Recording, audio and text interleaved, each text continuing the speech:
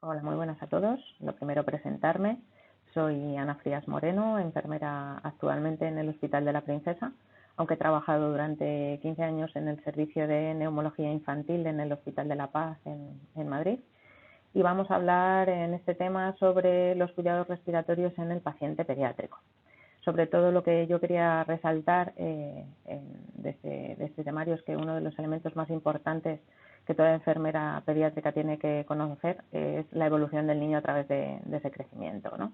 Aquí es cuando aparecen sus diferentes necesidades, también pueden surgir diferentes complicaciones y nosotras como enfermeras pues debemos de tener en cuenta ese impacto de la enfermedad en su crecimiento y en su desarrollo, desde el momento en el que nacen hasta la pubertad, que es cuando pasan a edad adulta.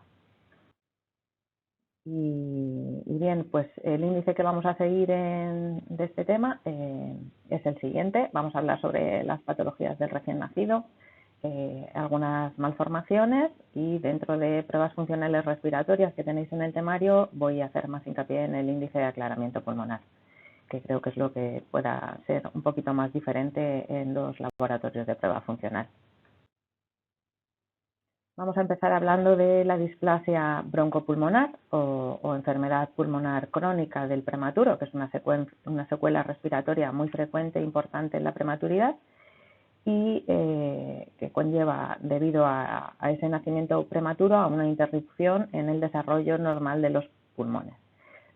Tras el parto, el desarrollo continúa pues, en un ambiente muy diferente al intraútero, lo que condiciona que haya una alteración del crecimiento y una diferenciación pulmonar en ese pulmón inmaduro. Para esto lo que utilizamos son glucocorticoides, aunque en ocasiones están no desaconsejados, pero sí que tienen efectos secundarios. Sí que se administra surfactante exógeno mediante técnicas que intentamos sean mínimamente invasivas. También técnicas ventilatorias con volúmenes bajos o ventilación no invasiva como el alto flujo. Es muy recomendable la lactancia materna, en ocasiones también se administra cafeína, vitamina A o restricción de líquidos que tienen también efecto protector, es lo que se ha demostrado. Estos pacientes con displasia broncopulmonar se les diagnostica como tal cuando necesitan oxígeno suplementario a más del 21% de la concentración durante 28 días o más después de haber nacido. Presentan una mayor morbilidad respiratoria que la población general o prematuros que no hayan sido diagnosticados de displasia broncopulmonar, especialmente durante los 2 primeros años de vida, lo que hace que se les recomiende la profilaxis con palivizumab. No tenemos que olvidar tampoco que estos pacientes se acompañan de alteraciones en la función pulmonar, como se ha visto en edad escolar y adolescencia, y que podría asociarse a mayor riesgo de EPOC en el comienzo precoz en la edad adulta, con lo que hay que hacerles un seguimiento. Dependiendo del aporte de oxígeno que necesiten y de la edad gestacional, podemos hablar de la clasificación de la severidad de la displasia broncopulmonar. Pasamos al síndrome de distrés respiratorio, relacionado también con la prematuridad, o lo que antes considerábamos como enfermedad de la membrana hialina, que seguro habéis oído hablar. La detención del desarrollo pulmonar secundaria al parto prematuro pues condiciona que haya esa alteración en la arquitectura de los espacios aéreos distales, con pobre desarrollo de los vasos capilares o de la superficie del intercambio gaseoso. Esta alteración lo que da lugar es a la disminución de la capacidad residual funcional y de la capacidad pulmonar total con respecto al pulmón del recién nacido a término. Y esto condiciona pues, que se usen determinadas presiones o volúmenes un poquito más elevados o no para conseguir ese reclutamiento pulmonar y favorecer que no haya daño pulmonar asociado a la ventilación mecánica. La fase en la que aparecen las unidades alveolares no se inicia hasta la semana 32-34 de gestación, en el momento en el que se produce un incremento importante de ese volumen pulmonar y de la superficie del intercambio gaseoso. Es por eso que se produce este distrés cuando hay prematuridad. El surfactante pulmonar, gracias a ese efecto tensioactivo, es algo que segregamos de manera exógena bloquea la fuerza de tensión superficial generada entre ese cambio de aire y agua que hay en el alveolo, lo que hace que se mantenga el alveolo abierto con gas residual, favoreciendo a que se mantenga la capacidad residual funcional. El surfactante está compuesto de fosfolípidos, más del 80%, lípidos neutros, que normalmente suele ser colesterol, como un 10%, y proteína, en un 8% aproximadamente también. El parto prematuro lo que da lugar es a esa disminución en la calidad y en la cantidad de surfactante pulmonar con respecto al recién nacido que hubiese nacido a término. Y el síndrome de distrés respiratorio lo que se caracteriza es por la aparición después del nacimiento de esos signos de dificultad respiratoria. Aquí puede presentar taquipnea, aleteo nasal, quejido respiratorio, retracción sub o intercostal, podemos ver cianosis, todo esto junto con un aumento progresivo de las necesidades de oxígeno. Pues en el síndrome de aspiración meconial podemos ver que es la dificultad respiratoria del recién nacido tras esa inhalación de líquido amniótico que está contaminado con el meconio en el momento del nacimiento. El meconio es la primera defecación que hace el recién nacido, que es algo negra y pastosa, ¿vale? Esta puede salir al líquido amniótico antes de que el niño se ha dado a luz. Esto lo que nos refleja es que puede haber un signo de alarma y que puede existir sufrimiento fetal. La hipoxia fetal es el principal mecanismo que tiene que se origina cuando hay ese paso de meconio al líquido amniótico, y pueden existir diferentes causas. Puede ser por estimulación vagal o por maduración fisiológica del intestino. Este paso de meconio al líquido amniótico suele ser observable en embarazos que son muy prolongados, que han tenido más de 42 semanas de gestación. La hipoxia intraútero lo que hace es que estimula el centro respiratorio del recién nacido, y esta estimulación produce un aumento del peristaltismo intestinal y una relajación del esfínter anal y provoca ese paso de meconio al líquido amniótico. Y también es frecuente que esto pase cuando la presentación es de nalgas.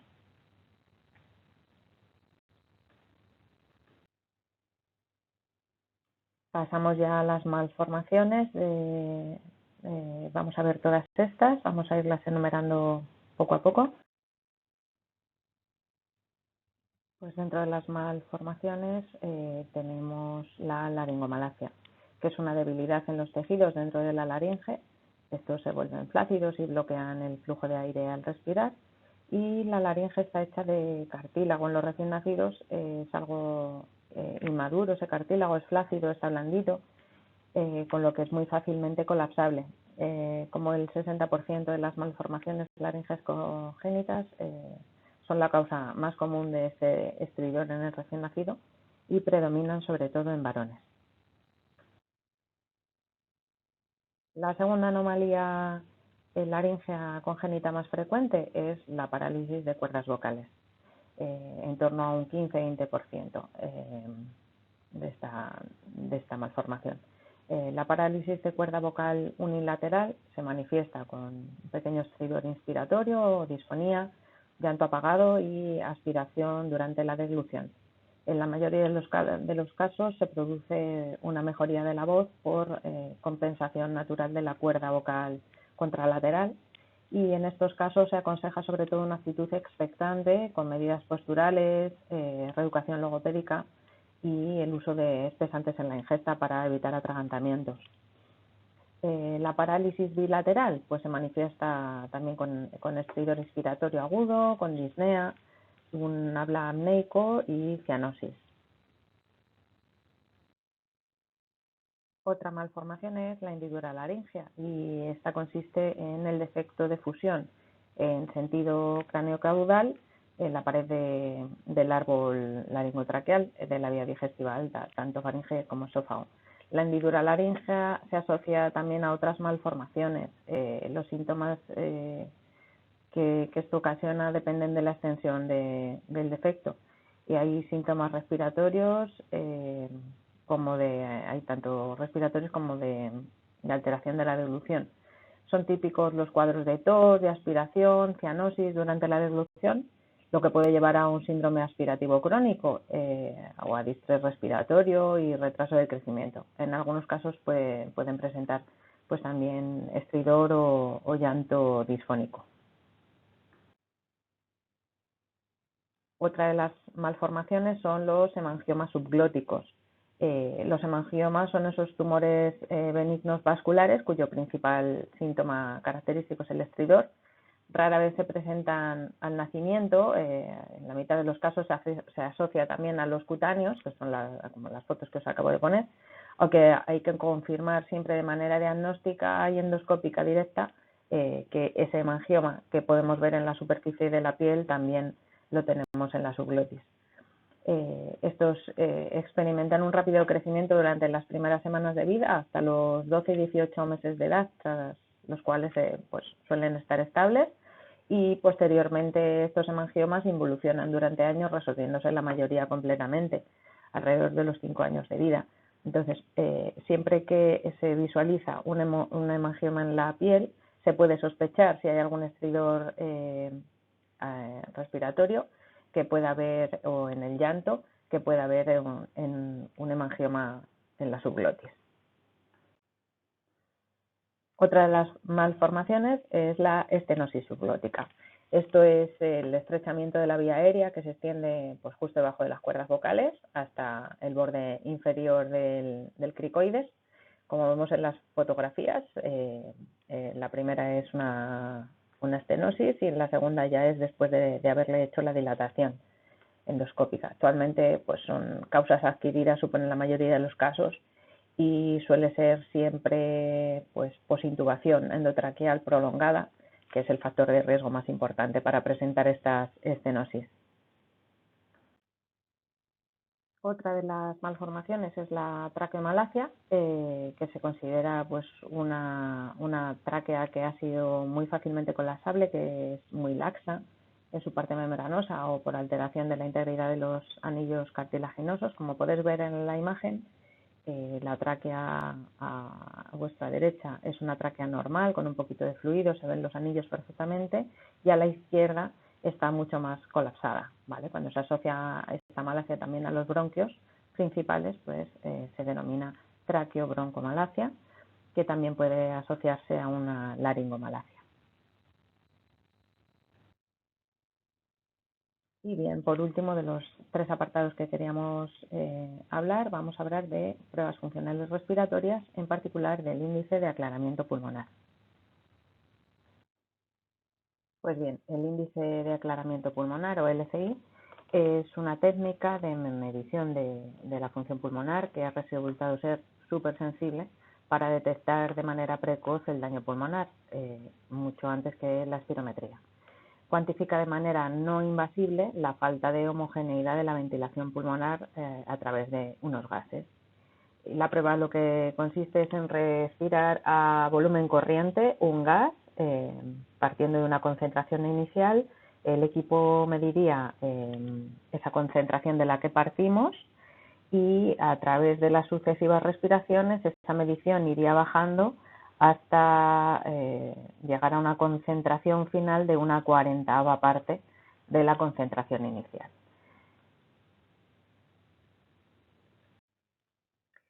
La obstrucción de la vía aérea está debida a diferentes patologías, a que se retenga más moco, a que haya inflamación en las paredes, a que haya un daño estructural en la pared pulmonar, y todo esto provoca que haya una eliminación poco uniforme de ese gas.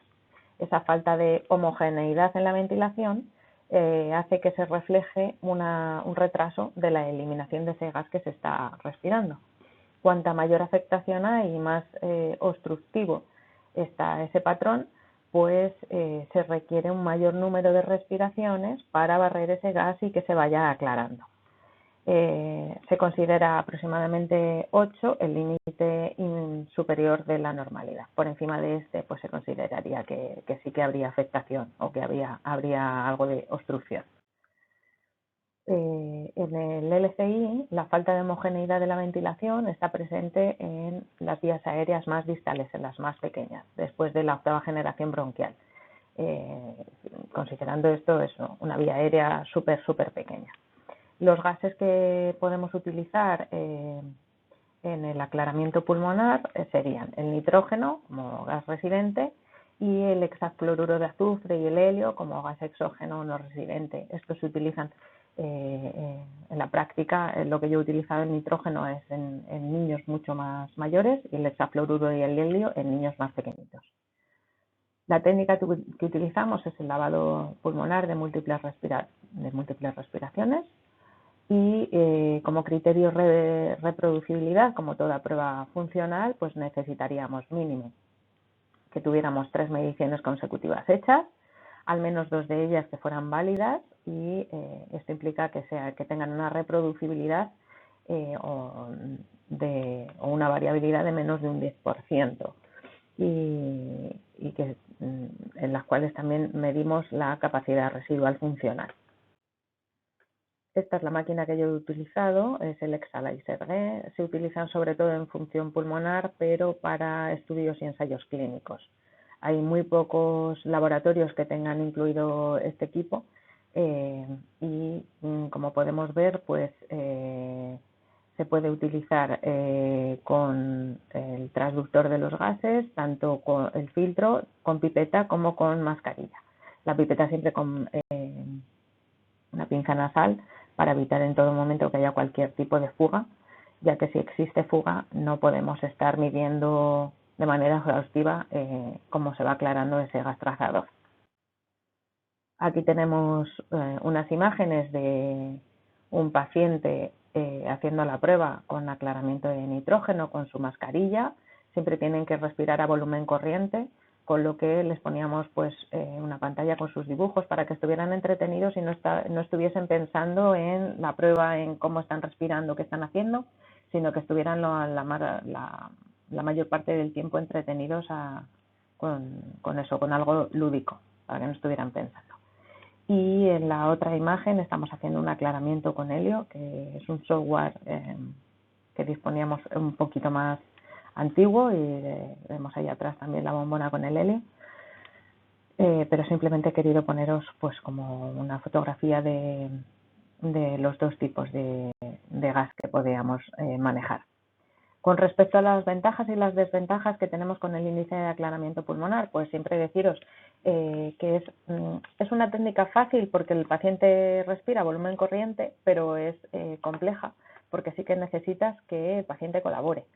Tiene una duración que puede resultar complicada para incorporarla en la técnica o la rutina diaria y queda restringida a un pequeño número de laboratorios que disponen de estos equipos.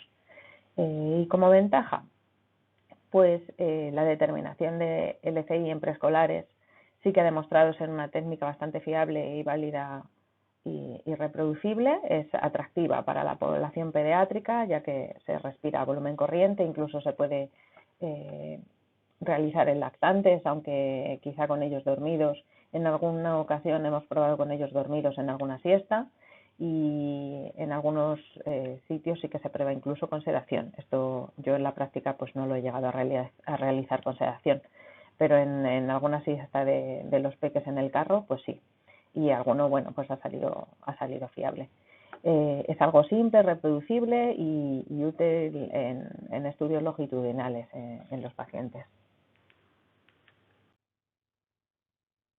Y bueno, ya como conclusiones, pues deciros que el índice de aclaramiento pulmonar ha demostrado ser muy sensible más que la espirometría para determinar las resistencias de la vía respiratoria y detectar así las anormalidades en la función pulmonar, sobre todo actualmente en niños con fibrosis quística, es donde más estudios se han hecho, sobre todo las nuevas terapias génicas y algún que otro tratamiento de fibrosis.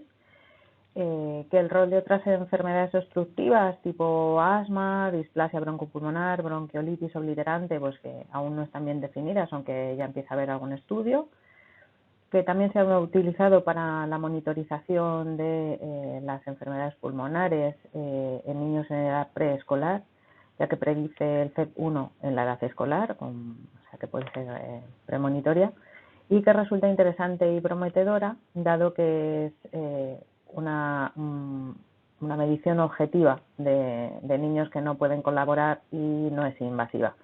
Con lo cual, bueno, pues tiene sus pros y sus contras, pero estas son mis conclusiones. Quería daros las gracias por vuestra atención, espero que la clase os haya resultado de interés y cualquier duda, pues no dudéis en poneros en contacto conmigo. Gracias, un saludo.